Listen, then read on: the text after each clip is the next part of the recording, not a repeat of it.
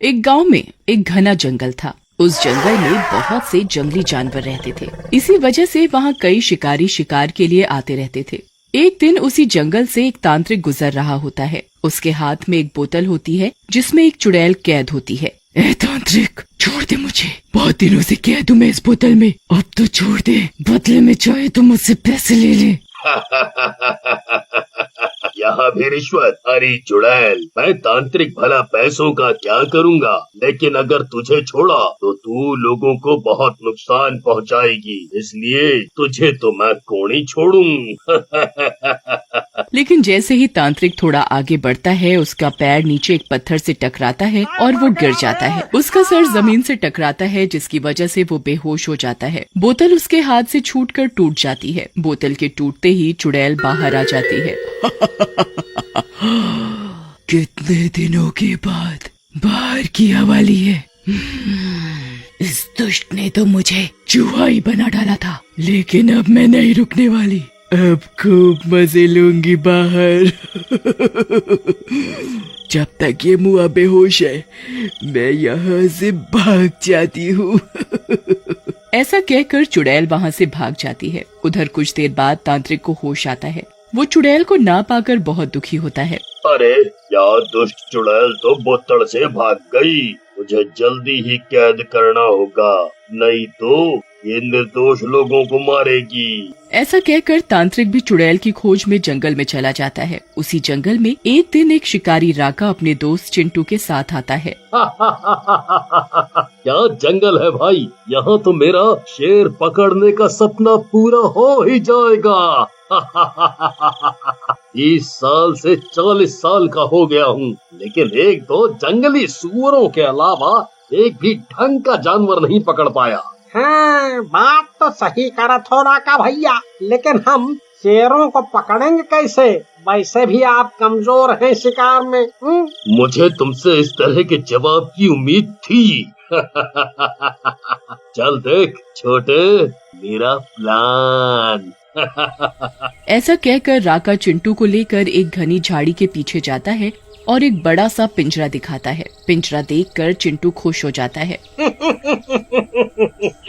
वाह, मान गए राका भैया, आपके पास तो सचमुच गजबाई दिमाग है। वाह, मजा ही आ गया। अपनी तारीफ सुनकर राका ओवर कॉन्फिडेंस में आ जाता है और बोलता है, छोटे, अभी तो तूने मेरा दिमाग देखा ही नहीं है, अब देख। ऐसा कहकर राका पिंजरे के अंदर एक बकरी बांध देता है और बोलता है,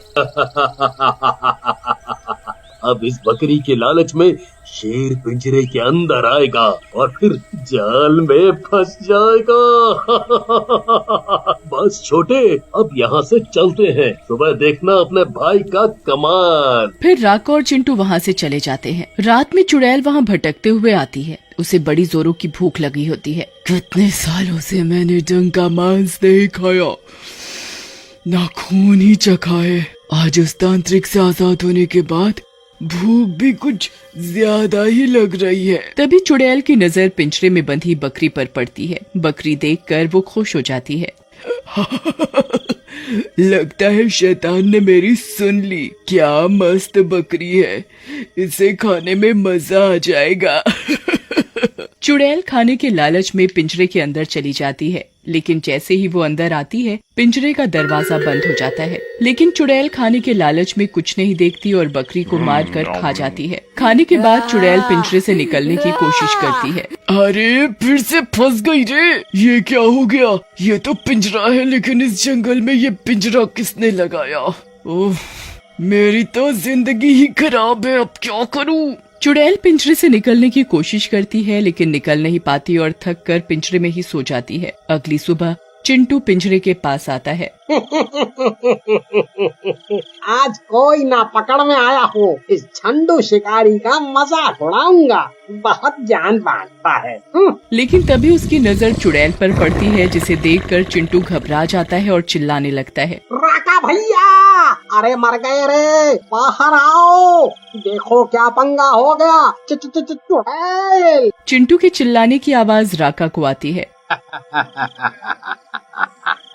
ये चिंटू भी ना कुछ भी हो चिल्लाने लगता है। पता नहीं किसे देखकर चुड़ैल चुड़ैल कर रहा है। अरे मेरी बीवी तो घर पर है। चलो चलकर देखता हूँ। ऐसा कहकर राका भी चिंटू और पिंजरे के पास पहुंचता है, लेकिन चुड़ैल को देखकर वो भी डर जाता है। ये क्या है छोटे? ये तो चुड़ैल है। ये कहाँ से आ गई? हमने तो शेर पकड़ने का प्लान बनाया था रे। उन दोनों को देखकर चुड़ैल गुस्से में आ जाती है और बोलती है, सुनो जोकरो, बहुत हुआ चीखना चिल्लाना, अब जल्दी से इस पिंजरे का दरवाजा खोलो ताकि मैं यहाँ से जा सकूं। चुड़ैल को गुस्से में देख चिंटू बोलता है, वाह चुड़ैल जी, हम दोनों जोकरों जैसे दिखते जरूर हैं, है नहीं? का समझती हो तुम हमका? हम तुमको खोल दें और तुम हम दोनों का चिकन तंदूरी बना दो। वाह!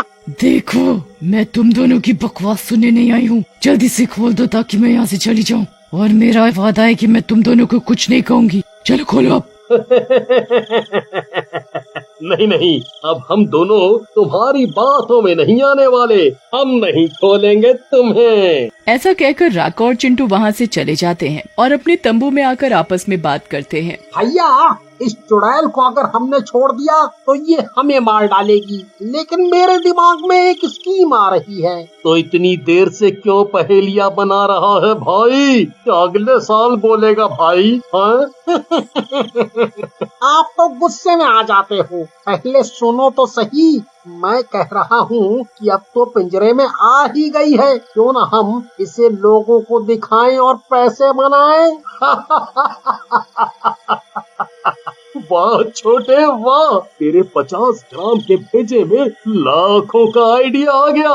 वाह, गजब आइडिया है, गजब। इसके बाद राका और चिंटू अपने प्लान के हिसाब से चुड़ैल के पिंजरे को जंगल से बाहर निकालकर गांव के किनारे ले जाते हैं और उसकी प्रदर्शनी लगा देते हैं। लोग भी पिंजरे में कैद चुड़ैल को देखने आने लगते हैं और चुड़ैल के पिंजरे के पास खड़े होकर बातें करते हैं।